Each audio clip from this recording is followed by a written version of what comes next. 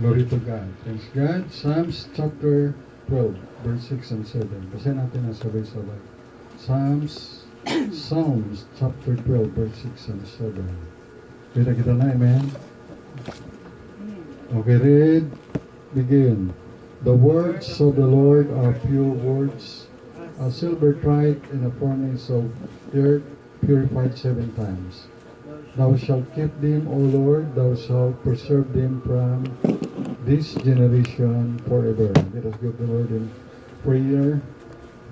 Almighty God, our loving Father, Lord, thank you sa awitin. Salamat rin sa iyong salita at salamat sa mga testimony. Lord, help us to understand, to obey the word. Through the Holy Spirit, help us, help me, forgive our sins.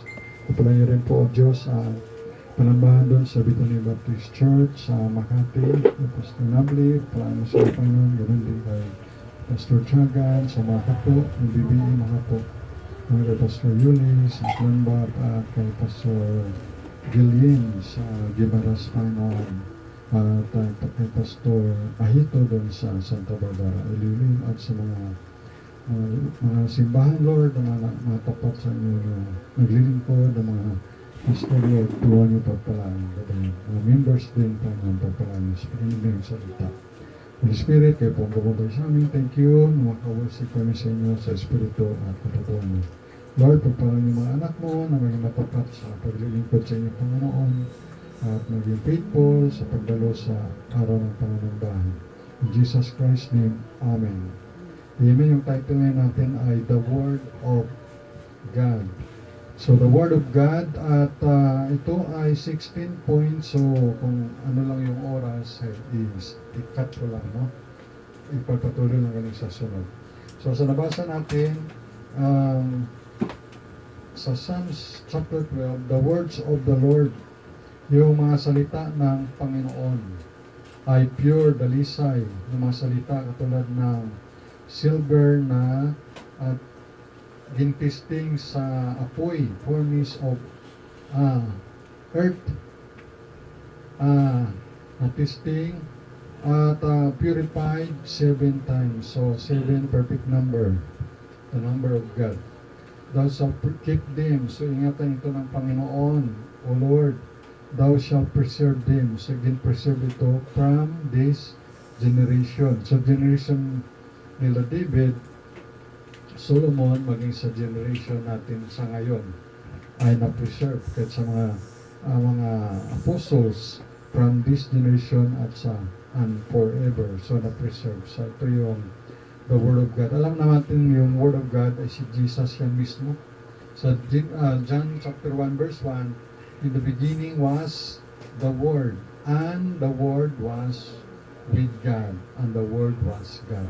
Si Jesus ay Diyos. At sa verse 14, and the Word was made into flesh na hayag sa laman, at yun ay si Jesus Christ. Kaya mismo ang the Word of God ay si Jesus Christ. Ano pa sabi sa 2 Timothy 3:16? All Scripture is given by inspiration of God. Ano sa 2 Timothy 3:16, all scripture, meaning to say from Genesis to Revelation. Pero that time, dito pa naman ay, hindi pa naman, I'm not sure kung tapos na yung panito na nasulat ni Timothy, tapos na yung Book of John at Revelation. Anyway, basta lahat na scripture ay binigay, ito ay inspired ng Diyos, and is profitable, mapakinabangan sa doktrina, means sa teaching. Siyempre, teaching ay for what is right, for reproof, for what is not right, for correction. Yung correction ay how to do it right, to correct ka, and for instruction in righteousness, how to live it right. Kaya meaning to say, ito ay inspired ng Panginoon. Of course, ang salita ng Diyos ay inspired yan, at ang Old Testament nakasulat yan sa salita Hebreo at iba ay sa Aramaic. At yung New Testament ay sa Greek. Ngayon yung alam na natin na salita na Hebreo ay katulad ng Hallelujah. Ibig sabihin Hallelujah ay praise the Lord, purihin ng Panginoon. Ano pa? Misayas. Ibig sabihin Misayas ay Savior. Yan. Misayas, ano pa na mga word na Hebreo? Yung Shalom. Ibig ng Shalom ay peace. Hebreo yan. Ay, anong ibig sabihin nga? Ha? Kamil? Gamal? Pero sigurado ka, ha? Hebreo word yun, ha? Gamal? Ha? Kamil? Yan. Mabuti naka-research ka, ha? So, another ay yung word na, ano pa? Na mga Hebrew word na alam nyo. No? Siyempre, yung pangalan na El, name of God rin yan, eh. Kaya El Shaddai. Adonai, yung mga salitang Hebrew yan. At Aramaic, di ko lang kung ano yung Aramaic, no? Pero halos related man yan siguro sa Hebrew. Yan ang salita nila. Siyempre, yun ang tunay na salita ng Diyos sa wika nila. Pero hindi natin maintindihan na. Yung sa New Testament naman ay Greek, yung sa Greece, yung mga Griego. Yung katulad ng Greek word ay Christus or Christ, Savior. Yung Amen. Amen ay siya nawa. So yan naman ay salitang Greek. Pero nga, anatima maranatha. Yan, salitang Griego. Yan. So,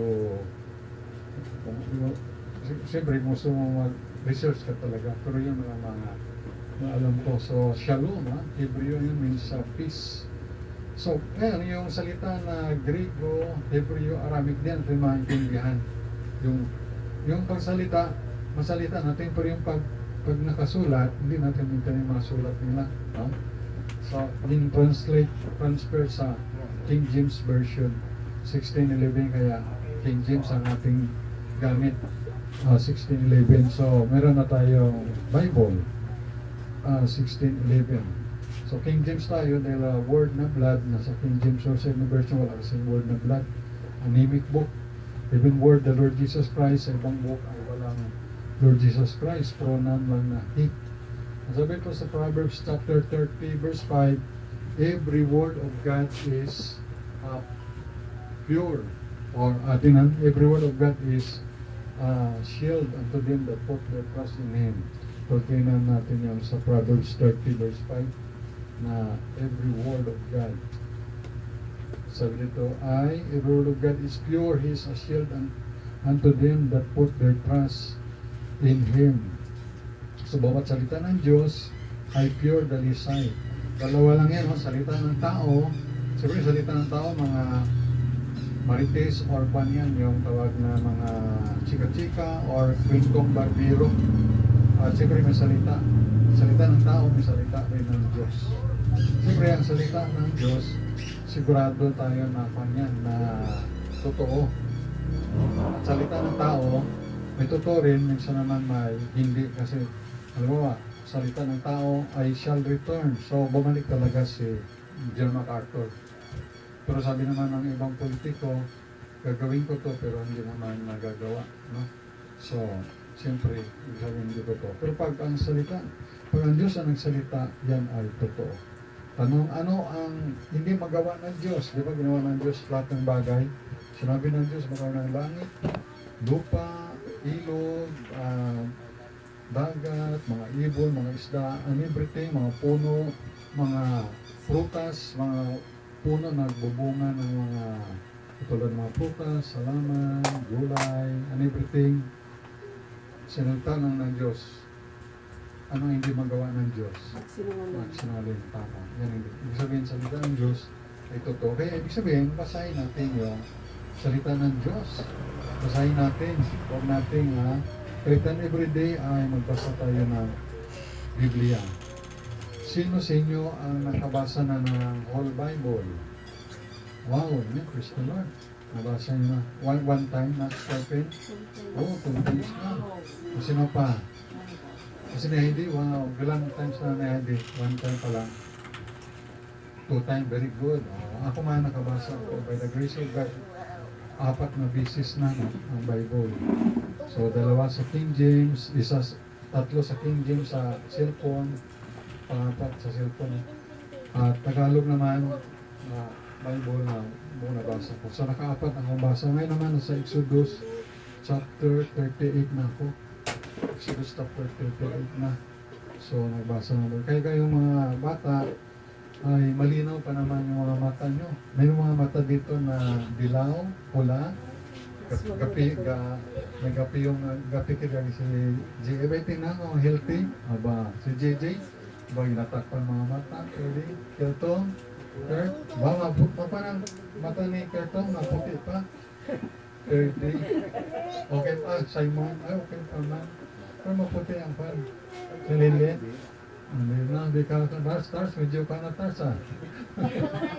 Ano? Oo. Okay pa mata ng iba, no? So, yan. So, bang malinaw pa ang mga mata nyo, basahin niyo yung Bible. Ay, ako ba, may lisensya pa magkasalay na hindi ko ikakasal kung hindi pa naubos basa ng Bible. Kaya ibig sabihin ay, isang mo na basahin, Jay, yung Bible from Genesis to Revelation. Kaya baka nag-spark ka dun sa Gemaras, kita mo yung dawan mo, nag-spark. Ay, so, yung future wife mo, ay, kay Pastor Nabling nga ay, God willing ay, pag-pray natin kakasal sa September 10, ay, nag-spark ay. Siyempre, matagal na rin siya namatay na si Ma'am William. So, I think mga 4 years na. Pero nung pumunta siya sa Middle East, ay ginasabihan siya ni Ma'am Ruiz, no? Na pastor, hindi maganda yung pumunta ka dito. Sa Middle East palagi, nag-iisa ka lang. So, nagsabihin, dapat may asawa ka na. May kasama ka bahay. Pero wala talaga. Pero one time ay, habang ga-preach si Pastor Bayers, ay may napatingin siya sa pagpalayan, no? Sa Imam Nadine. Sekretary yata doon sa church. Pero doctor in education ba? Ay, nag-spark. Ibig sabihin, nag-spark na. Napang si Pastor dyan. Na in love again. So baka si JJ, baka nag-spark dyan sa Himaras sa mga people. Kaya next year ay ipunan din. So more or less, mga 100 lang ang matindan. So, pag-pray lang. Galing ay Vitanites is for Vitani. Pag Vitani ka, dapat taga-Vitani rin dapat mo. Pero okay ka. Conquer mo na lang eh. Conquer. Yan. So, yan na, basahin nyo. Encourage kayo, basahin nyo yung Bible. Ako, sa Bible School, para hindi ako boring doon, ma-board. Siyempre, malayo sa Aklan. At nag-stay ako doon ng 7 years. Doon, binasa ko ang Bible, naubos ko ng basa Bible. Siyempre, mahumusik ka eh. Doon nabasa. Walang mabuti nga, may mga cellphone kayo, kami na wala talaga. Because ubaw sa Panginoon na mag-Bible ko at matapos pa rin daw ako guilty, tinapos ko na lang at gusto ko na umalis. At alam nyo na ang author nito ay the Holy Spirit, 2 Peter 1:21. The author is the Holy Ghost, 2 Peter chapter 1 verse 21. For the prophecy came not in old time by the will of man, but holy men of God speak as they were moved by the Holy Ghost. 2 Peter 1:21. So another word na word of God ay precepts, Holy Scripture, statutes, the law of the Lord, commandments. At ito ay merong kung ako magkawali, mga 40 writers. 40 writers ang sumulat. At ito ay nabuo for 1,600 years bago nagkaroon ng whole Bible. At iba-iba ang kanilang mga trabaho. Merong ang trabaho ay fisherman na sumulat katulad ni Peter, fisherman. Meron naman ang trabaho niya ay lawyer, si Apostol Pablo. At merong leader, man of God, si Moses. Meron yung captain, at yun ay Joshua, o General Joshua. At meron rin, hindi naman kamali, yung Book of Esther ay yung Queen, no? Queen rin simulat, si Queen Esther. Yun lang yung word, yung book na sa Bible na hindi binanggit yung word na God o Lord. Pero yung essence ay nandun yung Panginoon. yung Book of Esther. At siyempre, yung propeta si Samuel, yung builder si Nehemiah, yung third president si Daniel, at yung king na sumulat ay si Solomon at si David. Merong doctor, si Dr. Luke, sa Gospel of Luke, at yung brother ni Lord Jesus, si James. Kasi yung isang James na nandun ay pinatay na sa tabak ni Herod. Pero itong iba man itong si James yan sa Book of James, no? May sinulat siya doon na faith without work is dead. Pero ang kausap na rin James ay mga believers na, ha? Para hindi mag-contradict din sa Ephesians 2:8-9, for by grace are you saved through faith and that not of works. Sabi ni James, so works without faith without works is dead. Ay iba naman iyon. Okay? So, the Word of God. So, the Word of God, number 1, read it or study it. Number 1, read it or study it. Okay, basahin ang Word of God or study. Kaya, 3 chapter a day. So, dapat mabasa niyo yung Bible 3 chapter a day minimum mabasa yung Bible para mabasa niyo for the whole year. So, amen.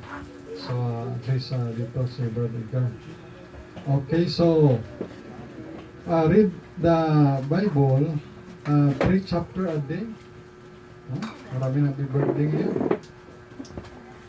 Read the Bible 3 chapter a day. Pwede rin makabasa ka ng mga 10 chapter yung Bible para mabasa mo the whole day, the whole year. So, iba nga nagabasa ng mga pocket books, school books, newspaper, magazines, at mga liwayway, at iba pang mga comics. Pero dapat, you read the Bible. The author is present with you. Amen? Pag binasa mo yung Bible, yung author, yung sumulat, ay nandyan kasama mo. Dahil, why? Because the author is the Holy Spirit. 2 Peter 1:21. Pero pag binasa mo yung accounting books, malamang yun, din yung binigay ko sila na ang bibigat na accounting books. Ang author na malamang patay na siguro. Kung yung author ng mga accounting books, malamang ay matanda na at nasa Maynila. Pero pag binasa mo ang Bible, yung author nasa iyo mismo. Ay yung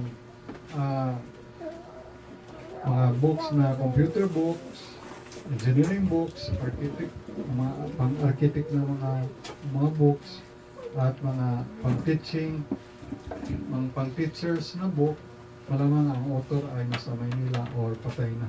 Pero pag binasa mo yung Bible, ang author ay nasa presensya mo, the Holy Spirit. So you read the Bible. The author is present with you. Make a goal as a young people and adult to read the whole Bible habang malusog pa ang mga mata ninyo. So malusog pa ang mata ni Siya, malusog pa, nabasa Bible. Skirtong, malusog pa mata, malusog. So, inspired by God. Dahil ang Bible, ang the Word of God, ang ating title, ay inspired ng Diyos. Sabi ni Lord Jesus sa Matthew 4:4, but he answered and said, it is written, man shall not live by bread alone, but by every word that proceeded out of the mouth of God. So, hindi lang tayo nabubuhay sa tinapay, kundi sa bawat salita ng Diyos na namumutawi sa bibig ng Panginoon. So, yun ang number 1. Read or study it. So, yan ang number 1 point natin. So, number 2, the Word of God, love it. So, mahalin natin ang salita ng Diyos. Siyempre, ito ay love letter ng Panginoon sa atin. Love letter of God to you and me. Kaya, ginakisan yan. Love letter. Di ba nakita niyo si Lord Jesus ay pagsudan na sa synagogue, kumaga sa ating tayo, parang yung chapel o kapilya, pumasok siya doon, dadala niya yung may nagbigay sa kanya ng scroll, yung naka-assign doon sa synagogue, at ginkisan gid ni Lord Jesus, di ba, yung scripture na yon ng sa book of Isaiah. Could you imagine, no, book of Isaiah, kung mayroon pang mga minor prophets o major prophets ng mga scroll. Yung daming scroll, no? Ay, yung first 5 books pa ni Moses. Ano yung first 5 books ni Moses? Leviticus, Exodus, Genesis, Exodus, Leviticus, Numbers, Deuteronomy, first 5 books of Moses. Ay siguro another scroll yun, at chapter by chapter din. Ang bigat, no? Isaiah, Ezekiel, Jeremiah, Lamentation. So ang bigat na, ang daming scroll. Pero tayo, isang library na, 66 books. Ilan sa Old Testament na books? 39. Sa New Testament ay 27 na books. So, hawak na natin yung Bible o Word of God. Kompleto na. The whole Bible library na. Tinawag ito na Holy Bible because it comes from God. Bakit sinabi na Holy Land yung Israel? Because it's the place of God. Bakit sinabi na yung place na yun ni Moses ay tanggalin mo yung sandalyas mo, holy ground, because of the holy presence of God. O tinawag sila na holy men of God, na makasalanan sila because of the holy God. Kaya Holy Bible. Kaya love it. Nakasulog naman sa John 3:16 na for God so love the world. Yung world doon ay more than 8 billion na mga tao sa libutan. For God so loved the world, the 8 billion people in the world that deserve believe it in Jesus should not perish in hell, but have everlasting life in heaven. So, yan ang love ng Panginoon, yung people in the world. So, pasalamat tayo na tayo ay mga 118 million tayong mga Pilipino. At tayo ay top 13. Dati top 12 tayo, pero naunahan tayo ng Ethiopia. Naging top 12 yung Ethiopia, tayo naman na naging top 13. Out of 195 na bansa. Imagine, sa 195 na bansa sa buong sanlibutan, ang Pilipino ay top 13 sa dami ng tao. Daming Pilipino, no? Mas marami pa tayo sa Australia. Marami pa tayo sa Great Britain. Marami pa tayo sa mga bansa-bansa. Marami pa tayo sa Iran. Marami pa tayo sa Egypt na tao. Marami. Pero yung Japan, marami sa atin. Yung Japan. Sa Japan kasi siyempre wala naman doon mga NPA, walang MILF, kaya wala silang away at sa atin at wala silang NPA. Atin kasi dito ay may MILF, may leftist, may mga soldier pa na mga rebel soldier, kaya nga gabagari lang kapwa Pilipino, so nababawasan ang populasyon. Ang Japan kasi ay wala. Yan. So, ganun kadami ang mga Pilipino. Mga Pilipino ay ang pinagpala ng Panginoon na mga missionary na ngayon ay mga Filipinos to the foreign fields. Kaya, love it. Mahalin natin yung salita ng Diyos. Kasi mayroong gustong ang Biblia ay sunugin. Nakalimutan ko, sino yung si Voltaire kaya yun? Sabi niya na halimbawa, sa year 20, ganito man, halimbawa sinabi niya sa year 2027, wala nang Bible na yan. Pero ang nangyari na i-destroy yung Bible, yung kanya pa palang bahay, yung printing press, yun pa ang pagawaan ng Bible. Doon pa nagprinta. So, hindi pwede na mangyari yung basta against siya sa Panginoon. So, kaya love it yung Bible. Ito ay love letter ng Diyos sa iyo. Siyempre, iba kung nakaranas sa iba ng mga love letter, no? Si Nay Heidi, si Stephen, Brother God, Sister Monique, nakaranas sa mga love letter pa. Ay, pero ngayon wala nang love letter, sa messenger na siguro, chat no? So, wala na. Pero ito ay love letter ng Diyos sa iyo at sa akin, ang Biblia. Kaya palagaan natin ang Biblia. I-love natin. Okay? So, basahin natin yan, studyhan, at mabasa mo lang ang Bible. Whole Bible sa whole year ay mga 3 chapter. Or more than that, within 1 year, maubos mo na. So, Salamat, Sister Pin, naubos niya 2 times, si Nahidi 2 times. Ako naman, by God's grace, 4 times na. At ngayon sa Exodus naman ako. So, si Sister Munit, naubos mo na Sister Munit? Bible? 2 times man? Oh, very good. Si Dino. No time. No pa, wala pa. Wala pa. One time. No time. So, yan ay, sabi ko sa mga people, bago kayo ikasal, kung may lisensya ako, dapat nabasa mo muna yung Genesis to Revelation. Kaya umpisa mo na Jatmiel, magbasa-basa ng Bible per day.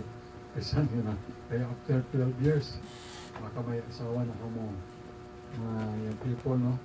So 20, si JJ mag 14 na siya sa July 4. So ibig sabihin mag 26 years old. 12 years naman, Jay. Kakasal ka na. Kaya basahin mo na yung Bible. Yan ang una pong requirements. Nabasa mo. Siyempre kung nabasa mo yung Bible, mayroong ituturo ka sa mga anak mo. Kung hindi ka nakabasa, yan ituturo mo. So, mahalin ang Biblia. Number 3, meditate it. Meditate it, sabi sa Joshua 1:8, this book of the law shall not depart out of thy mouth, but thou shalt meditate therein day and night, that thou mayest observe to do according to all that is written therein, for then thou shalt make thy way prosperous, and then thou shalt have good success. So good, good success, hindi lang success, good success. Joshua 1:8, ibig sabihin i-meditate, katulad ng bakang ginunguya, ginanamnam, nguyain mo, namnamin mo. Kasi may mga tao na successful. Akala natin pag maraming kotse, maraming lupa, maraming bahay, successful na lang. Hindi na, yung iba nga, gaswisig pa rin, no? Sabi nga ni Pastor Jude, yung best actress sa Korea, 24 years old, nag-suicide. Imagine, successful siya. Best actress. Hindi yan basta-basta, pero nag-suicide pa rin. So, kasi wala naman siya sa Panginoon. Pero pag nasa Panginoon ka, good success yan. Kaya pagbasa ka lang ng Bible, meditate mo, day and night, good success na yan. At yung gawin yan, observe to do according to all that is written there, paano nakasulat, then thou shalt make thy way prosperous, and then thou shalt have good success. Ibig sabihin, example, ngayon mo yung John chapter 1 verse 12, ano sabi sa John 1:12? But as many as receive Him, receive Jesus, to them give me power to become the sons of God, anak na ng Diyos, pag tumanggap kay Jesus Christ. So, be to them that believe in His name. So, isipin mo, ay, anak pala ako ng Diyos. Halimbawa, wala kang pera. Wala kang pera, no? Ay, anak pala ako ng Diyos. Ang gawin mo, hingi ka sa Diyos, Ama mo, sa langit. Ama, pagkaluban niyo po ako ng pera. Bigyan mo ako ng talino, pagkaluban ng pera. Walang trabaho, bigyan mo ng trabaho. Bibigyan ka ng Diyos. Kasi anak ka niya eh. Wala kang pambayad sa tuition fee. Pag-pray mo si mama, si papa na magkaroon ng income. Di ba? Kahit sa Bible school na ako, walang pera eh.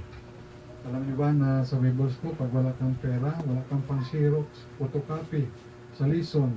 Kaya first time ko na sa buong buhay ko, na-zero ako sa Bible school pa. Kahit ko kahit professional ako, pasado ako by God's grace, sub-prof at professional sa civil service. Kala nyo yung Bible school ay school vocal, mga mahinang klase, mas mahirap pa doon kaysa sa secular. Gawa ng thesis, gagawa ako ng thesis, kanya-kanyang gawa.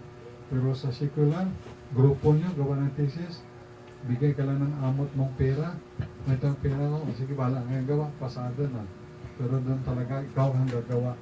Sa Bible school, ikaw ang gagawa ng thesis mo, kaya mas mahirap sa Bible school kumpara sa secular. Sa secular, bayaran mo lang yung school na ganito, bayaran mo, o pasado ka na, di ba? Pero sa Bible school, hindi pwede yan. Kaya mas mahirap sa Bible school. Kaya, namnamin mo, no? January, nagpala ako ng Diyos, wala akong pera. Pray ako, Lord, bigyan niyo ako ng pera. Kasi wala ako pang biling tinapay at pang xerox, photocopy ng lesson, para hindi ako masiro sa Bible school. Yun, nagkakita ako ng 50 pesos sa jeep. Pag-visitation ko from Muntinlupa, uwi na ako ng San Pedro Laguna. So ginawa ko sa 50 pesos sa jeep, tinapakan ko. Tapos nandahan ko na pinulot. Pero hawak-hawak ko lang yung, hindi yung bit ha. Hawak-hawak ko yung 50 pesos. Hawak-hawak ko lang yung 50 pesos. Pag nagsabi naman na akin yan, sir, akin yan, ibigay ko naman sa kanya. Pero wala naman nagasabi. So, ay, bumaba na ako ng jeep. So, praise the Lord. So, may pang Xerox, photocopy na ako. O, diba? Nakibili na ako ng tinapay. Wala rin ako na toothpaste. Nag-pray ko, Lord, bigyan ako ng Colgate. So, nang gupit ako. So, siyempre may konting skills. Oh, so, gupit ako 1 hour. So, 1 hour din, grabe. Pagod. 1 hour din. So, ang binayad sa akin ay Colgate. O, kita mo ay answer prayer. Kasi, anak ka ng Diyos, ay yun lang namin mo. O, minsan, pag nalulungkot ka, nalulungkot ako, basahin mo lang yung Biblia, ay, anak na pala ng Diyos ako, tumanggap ako kay Jesus Christ. O, ganun rin sa'yo, na anak ka ng Diyos, so, ang Diyos sa langit ay Ama natin. So, humingi ka lang sa Kanya. Namnamin mo yan ang meditate. Hindi lang yan John 1:12 ba, yung iba pang mga verses. Alam niyo ba na mayroong per not na verses sa Bible na sobra 365. Ibig sabihin, may sobra pa yan. I think mga more or less 10 pa. Ibig sabihin, every day, mayroong pangako ng Diyos na huwag kang matakot ng mga versikulo. Yan, yung dalawa pa lang ang versikulo yan, ha? So, yun. So, number 1, read or study it. Number 2, love it. Number 3, meditate it. Pagbulay-bulayan mo ang salita ng Diyos, araw at gabi. Number 4, hear it. O, pakinggan mo. Number 4 point. So, hanggang 16 points to.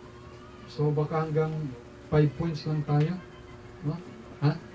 Hanggang 4 lang daw, sabi ng mga analin. O sige, hanggang 4 lang. Masunurin naman ako sa asawa ko eh. So, number 4, hear it.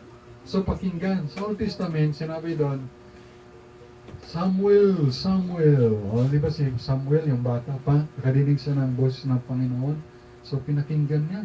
Sabi ni Eli, yung chief priest, hindi ka uli, hindi ako tumatawag sa iyo. So, Samuel, yun palang tumatawag kay Samuel ay yung Panginoon sa langit. So, napakinggan niya, hear it. At siyempre, kung anong instruction doon, sa New Testament naman, may napakinggan din si Saulo. Saulo. Oh, Saulo, bakit mo ako pinag-uusig? Mahirap sumipa sa tulis. So, si Jesus Christ naman yun, ang boses sa langit, na tumawag kay Saulo. It's hard to kick against the pricks. Kasi si Saulo, isa ka abogado, a lawyer, at siya pa ay may letter of authority galing sa chief priest na sa Israel, na kung sino mahuli niya na nagtitipon na followers ni Jesus sa kanyang hagupitin, sasaktan, kaladkarin, ibilanggo, at ipapatay pa. The worst. So, even yung pinangamatapang na apostol ni Jesus Christ, si Pedro, na ginpagpas na yung tinga ni Malchus, ay hindi makasulwining kay Saulo. Siyempre, takot rin si Pedro.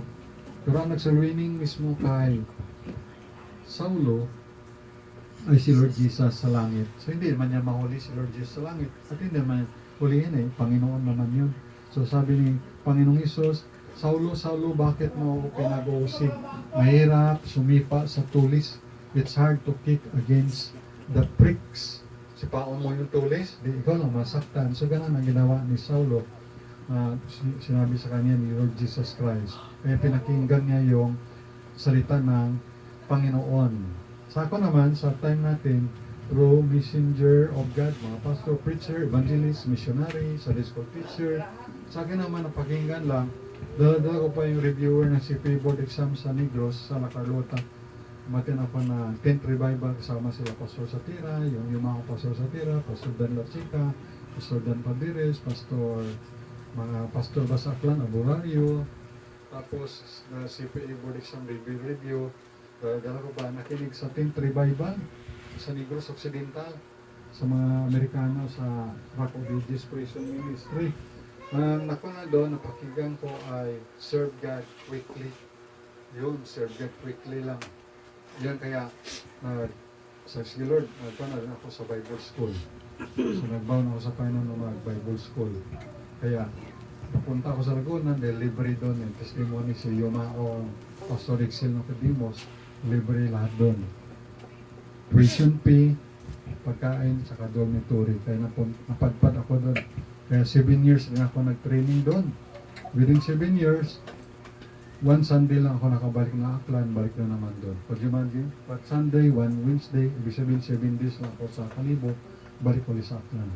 Pero yung ibang mga Bible study ngayon, doon sa kay Pastor Ahito, sa may Bible study kasi pinadala si Pastor Tiagan, may gusto na umuwi na nahidlaw na siya, homesick siya sa Makato. O imagine sila na homesick na, may cellphone, may video call. Samantalang ako ay 7 years git. Paano ko pa yung PMA at saka mga OFW. Pero sa akin naman kasi may baw kasi ako sa Panginoon. So may pangako. May baw ka kasi gusto mo mang umalis, parang hindi ka makaalis kaya kailangan i-fulfill mo yun. Kasi sabi ng Bible, pag nagbaw ka, hindi mo tinupad, ikaw ay full, daw fully, sabi mang. So para hindi ako ma-guilty, ginban ko na lang, gintapos ko na lang. So by God's grace, natapos ko ginman. So yun, serve God quickly lang na pakinggan ko. Kaya hear it. No? Kung sa dami niyong mapakinggan ang mga puntos, mensahe, mayroon ko na talaga mga 3 words na mapakinggan or 1 word ay enough na yun na mapakinggan. Kaya salamat sa Panginoon. So hanggang dyan lang tayo. Ang title, The Word of God. Yung number 1 point natin, read or study it. Number 2, love it. Number 3, meditate it. Number 4, hear it. Pakinggan natin. Hear it. Pakinggan. Okay, so dyan lang muna. So next time ay ipagpatuloy natin. Sasunod na lang. Sasunod na lang. Okay, let's pray. Our God, our loving Father in heaven, Lord, thank you sa salita na ikaw mismo, Lord Jesus, yung the Word of God. In the beginning was the Word, and the Word was with God, and the Word was God, and the Word was made flesh.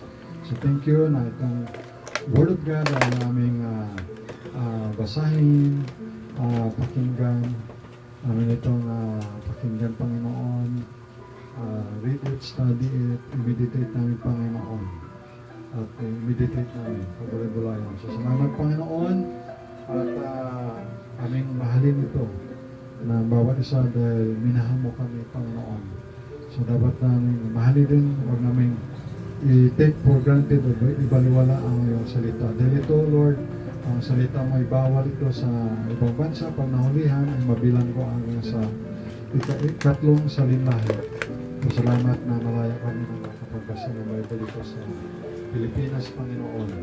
So pagpalan niyo po ang Diyos ang mga anak mo na nandito, mayroon man silang mga kailangan. Pasalamat sa inyo ay Panginoon, I pray na mayroon silang mga thanksgiving sa iyo at mayroon silang kailangan sa inyo ay ilapit lamang sa Panginoon. Lumapit sa altar, no other altar is other than the Lord Jesus Christ. Wala man tayong lugar dito, kaya kahit dyan lang, kahit mag-pray tayo, kahit 1 minute, at pag-pray sa Panginoon, ano mang kailangan mo, kalusugan, financial, talino, mga request mo sa Panginoon, pasalamat, ay lapit mo lang sa Panginoon. Salamat at mga request. Sama mo rin sa prayer, financial provision para sa lot property na pag hindi pa dumating si Lord Jesus ay nakaipon tayo at naka-purchase, nakabili ng lot property para mapatayo natin ang sanctuaryo ng Panginoong Diyos ng Jesus. Sige po, kahit 1 minute lang o pray.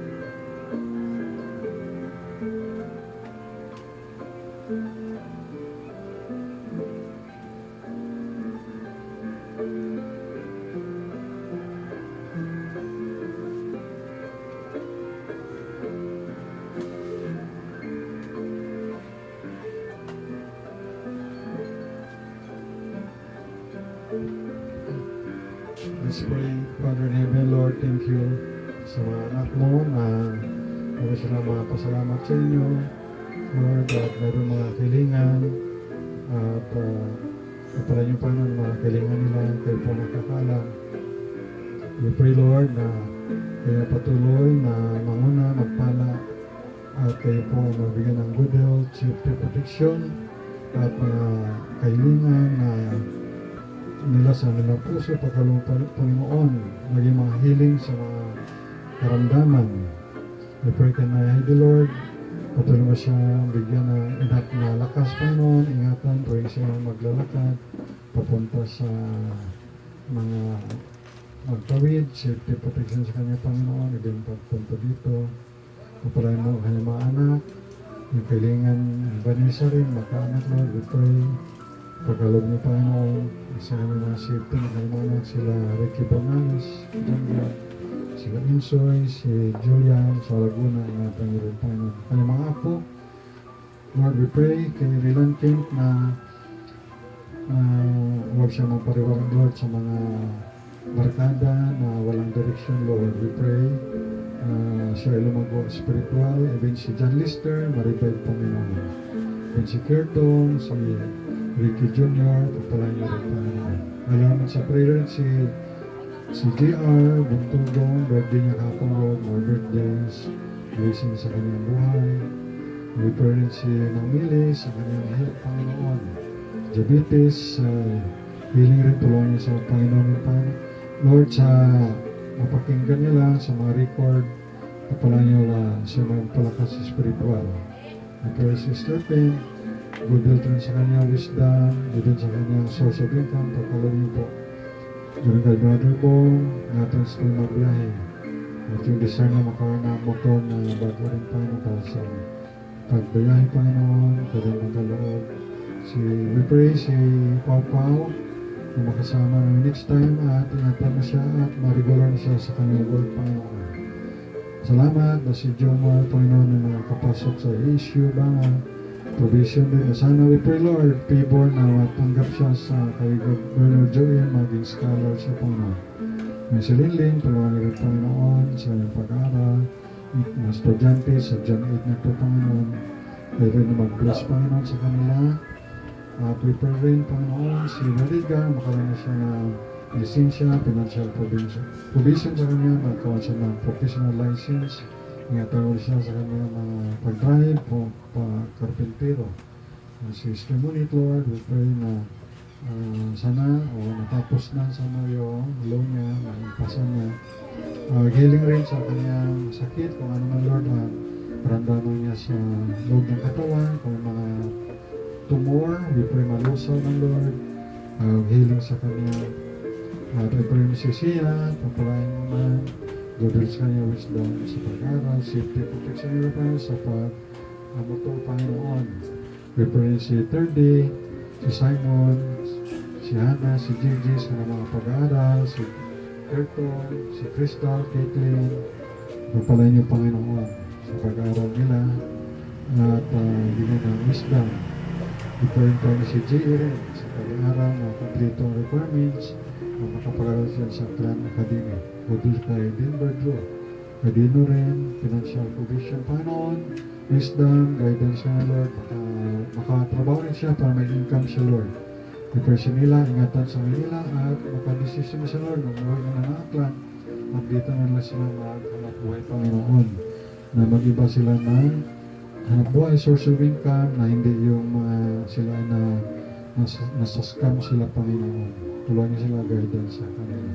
I pray, Lord, sa dalangin na po namin ang si Pastor Nabli, financial provision sa September 10, nakasanay na din, yung blessings nila, guidance ng Panginoon. Salamat na si Pastor Nabli, bagamat siya 70 years old, pero mukhang 50 years old ang siya, Panginoon. At salamat na kanyang vitamins ay vitamin in or mission ang kanyang vitamins. Salamat rin, Panginoon, na sa inyong biyaya, although kami mission, kailangan ng support, pero nakapapadala kami, Lord, sa inyong tulong na 30 missionaries to the foreign field, nakabigay kami, Panginoon. So we pray na kailangan rin namin, Lord, ang financial na magatipon, ilang presyo na lupa sa Kalibo, Panginoon, sa mga baryo ay tig 5,000, by 4,000 per square meter. So we pray na magkaroon din na makatipon kami, Lord. Sana mayroong mas mura lang, makita sana natin 500 o 1,000 per square meter para makapatayo rin na Bethany Baptist Church Mission Kalibo. Thank you, Ama, na kayo po ay meron ng member dito sa Bethany Baptist Church Mission na 20 members na, Panginoon, except kay Brad Joseph. Salamat na ito ay lalong palaguin para kasin, Panginoon. So I pray rin, Panginoon, yung si Mama Nalin, patuloy nag-odel sa kanya, although siya nag-tent making sa Compassion para